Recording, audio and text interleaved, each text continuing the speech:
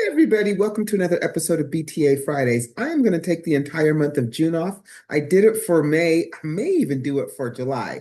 Actually, I'm going to pull some episodes from the vault, so enjoy, and I'll catch you next time. Welcome to BTA Friday, Breaking the Algorithm, hosted by me, Kelly Morgan, indie author and indie publisher. Here, we break the algorithm and build something better together. Subscribe and let's break the algorithm as a community. Now, let's get to today's episode. Hey everybody, Kelly here, and welcome to BTA Fridays, where we are breaking the algorithm and putting something better in its place. So I just got done with yoga, and when I was doing yoga, I had this great thought for an episode of BTA Friday, so I thought I was going to record it right now. And that thought was audiobooks. Now, here's the thing about audiobooks. They're not new. But for most indie authors, it is an untapped market, and the numbers do not lie. The audiobook industry has been growing year after year, and listeners are not slowing down. In fact, while ebook and print sales have their ups and downs, their ebbs and flows, audiobooks are one of the few formats that have been seen steady and have brought double-digit growth. Yet, so many indie authors just skip it all entirely. And I got to thinking, like, why? And then it dawned on me. A lot of us think it's too expensive, it's too complicated, or too risky. And don't get me wrong, I have been there. When I started to really dive into the world of audiobooks for my book, Wait for It, I thought my options were two things. I thought I was either going to have to spend thousands of dollars and hire a professional narrator, or go onto the platform and maybe do a 50-50 royalty split, which is fine. But I was actually lucky. I decided that I was going to try to do the book myself. I had looked at audio options like AI and stuff, and I didn't find anything I liked. So I thought, well, I'm going to go do it myself. And so I looked for a while, and I was lucky.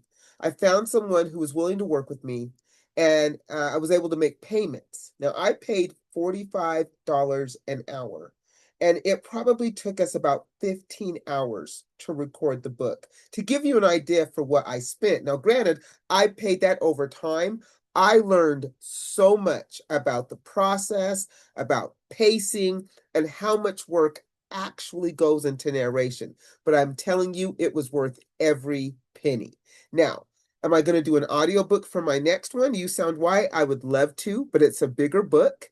And the only thing holding me back is the size of the book. A bigger book means a bigger budget, but it is definitely something that I plan to do. But guess what? I have good news for you. There are more options now more than ever to get you into the audiobook game. Some of the things that you can do is you can self-narrate. If you have the right voice and if you actually have the equipment, there are programs where you can narrate your book at home. You can hire a narrator on a budget. You can break the project into chunks like I did over time and maybe be able to work with someone. That's maybe where bartering might come into play as well. You can use AI narration tools. There's all types of tools out there. They're getting better every single day. It wasn't for me, but hey, that might be the way to get your book to audio. Another idea that somebody actually gave me was start a crowdfund. Crowdfund the cost with your audience even before production starts. Maybe they'd be willing to donate and help you get the money up to get the audiobook done. Like I said, barter. Swap your skills for theirs. Maybe someone's got a great voice and maybe you are a guru at something that they need and you guys can switch. And then you know what? Audible has the royalty share program where you split the royalties instead of paying upfront. That's great if you're looking to break into the audiobook world and actually narrate. And it's wonderful if you are on a budget and really trying to get your book out there. And you can find somebody who's willing to share the proceeds with you or share the royalties with you. So what does it actually cost to do an audiobook? Well, that depends on the length, the narration choice, and how much you can do yourself. But ballpark, DIY, if you did it yourself, you had a good mic, a good pop filter, and some great software, you could do it for about $300. If you were to actually invest into some gear, maybe get a quality mic, some headphones, maybe soundproof the room, you could probably do it for $800 ballpark. If you were to go do a professional narrator, industry average is about $150 to $400 um that you'd be paying for a 6-hour audio book. So you're going to be paying anywhere between $900 to $2,400. For a 10-hour audiobook, it could be $1,500 to $4,000. And then for high-end narrators, somebody who's maybe a celebrity or somebody who's maybe won awards, you're going to be paying even more. They'll usually charge you upwards to $1,000 per session, per recording session. Obviously, you're going to be spending more than one session to record your book.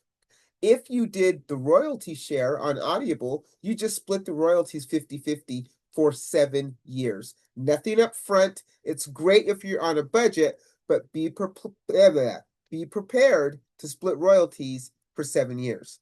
If you decide to barter or crowdfund, there's no upfront cost. The cost comes from the services traded or the perks offered to the people who back you.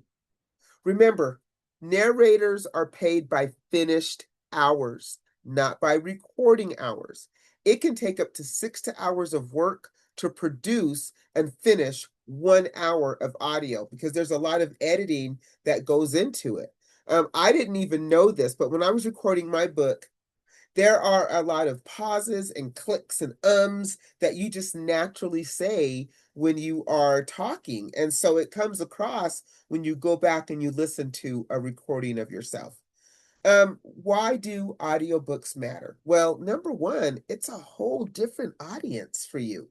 It's people stuck in their cars commuting. It's busy parents who love to read, but they listen. It's readers who maybe have vision issues, or it's simply somebody who just simply loves to be read to. That's me. I love a good audiobook. And audiobook listeners aren't just one and done customers, they are loyal. If they love what you've done, they will binge through your entire catalog once they discover you. So let's just say you've cut through all this minutia and you have recorded your audiobook and you have your files. Congratulations. Once you get it done, now you got to get it into the ears of all the people who matter. And so places you can list it would be Audible, which is Amazon and iTunes, right? They have a massive reach. Findaway Voices is another platform, and they distribute to over 40 retailers like Chirp and Google Play and Kobo. There's also Libro FM. They support indie bookstores and they have a socially conscious audience. And Chirp, they are a discounted audiobook and they can really help you as well. And then, of course, if you have a website, guess what? You can even put your audiobook on your website. And you know what? I didn't even know this. So this is something that I'm going to do. I'm actually going to put my audiobook on my website. I had no idea until I was doing the research for this episode. And I was like, hold the phone. I can put my audiobook on my website too?